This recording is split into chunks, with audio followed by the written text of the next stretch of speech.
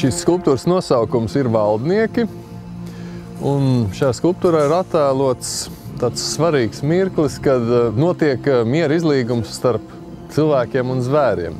Jo zvēri izsenis ir valdījuši un dzīvojuši Āfrikā ar savu karalu lauvu priekšgalā, bet kaut kādā mirklī cilvēki šo valdīšanu viņiem atņēma. Un šajā darbā ir mēģināts samierināt šīs abas puses, un lai viņi sadodās rokās un ir harmonijā. Jo es stāvēju klāt tam mirklim, kad viņš tapa un dzima šis festivāls.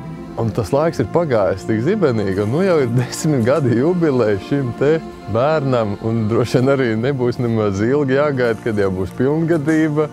Tā 10 gadu jubileja atbilst arī tam bērna lielumam, es varētu teikt. Viņš par šiem 10 gadiem ir izaudzis tiešām par ievērojamu un cienīgu pasaules līmeņa festivālu.